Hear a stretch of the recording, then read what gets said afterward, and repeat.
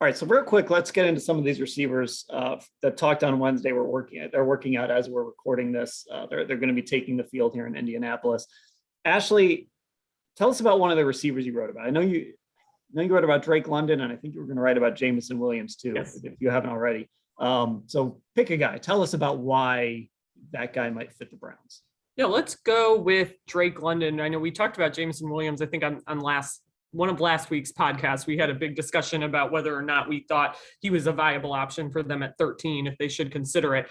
But Drake London, I really was kind of surprised how much the basketball stuff came up, which obviously is great for me. I mean, I think that's an intriguing storyline with him, number one, but he really did seem like somebody who really has translated those skills. Like he talked about, for him, going up for a contested catch is just like getting a rebound. That has helped him, like that physicality kind of carried over.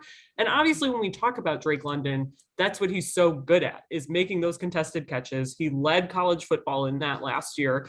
And personality wise, he was more, I would say, reserved. Like he wasn't quiet exactly, but definitely not a super flashy guy. Comes off as somebody who just wants to get out there and do the work. He's not working out here. Obviously, he had that season-ending ankle injury, so he will not be working out here. He said he's trying to run at his pro day. So we're going to have to wait a little bit for numbers off of him.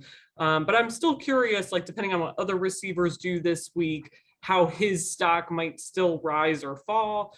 But yeah, I definitely think I'm leaving here thinking he is still an intriguing prospect for them at 13, just given his size. That's something that some of these other guys don't have, even though he's not the quickest. But I do think that's why I'm so curious to see what his numbers actually end up being after his pro day, to kind of see how he compares and if his size really makes up for him maybe being a little bit slower. Mm-hmm. Tallest receiver here, measured at 6'4", second heaviest at 219, behind Treylon Burks. And he looks the part too. he looks big. like a big guy. Yeah. When that was my first impression when he walked to the podium. He was right on the end, so he had to walk past our scrum, and I'm like, this guy's 6'4". Like, there's no mistaking it. They were not lying about his height on the USC roster that badly. He is big and looks it. And, just like I said, given his basketball background and his physical attributes, he likes making those kind of contested catches. He's not afraid to do it. So I definitely think I came here thinking that was his best attribute, and I'm leaving here thinking that that's his best attribute. I don't mind a smaller receiver for the Cleveland Browns, a smaller, shiftier, Tyreek size guy a little bit, because they use their tight ends so much in the passing game that they can play tall ball that way.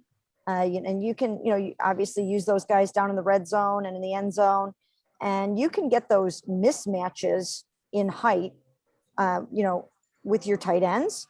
And even though I do really like size and I think it's important, in some instances, I do think that they have receiving height amongst their tight ends.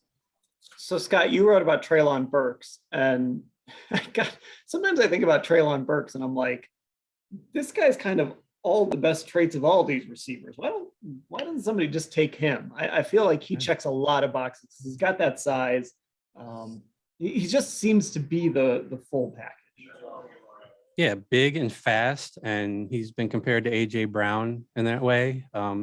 He has played a lot inside, but during the interview with us the other day, he mentioned how he if he had to pick, he'd probably play outside. He likes the fact that he can be physical and use his speed, and he's got less people to worry about, playing inside. You got the linebacker, you got safety to think about. Outside, it's you in the corner a lot of times, and you have a little more opportunity to kind of beat that guy up. So, yeah, in that respect, I think he does kind of just the versatility of what he can do. As a runner, he really watches a lot of Deebo Samuel. The Browns, they kind of use like Jarvis Landry as Samuel Light, maybe a little bit the last couple of years. He's the guy who got a lot of carries. He's back there. Sometimes he'll throw the ball, but they kind of used him in different ways like that, especially near the goal line. And that's how Burks has been used pretty much since high school.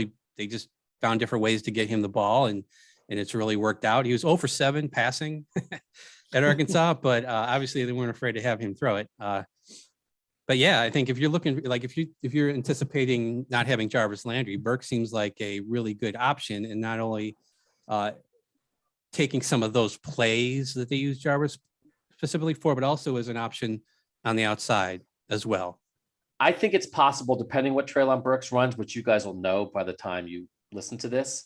I think it's possible if he tears it up that he could come out of here as the number 1 receiver on people's boards because of this rare size speed package. They didn't feed him the ball a ton at Arkansas, but I mean, he was over 1,000 yards receiving, and he can play inside and out.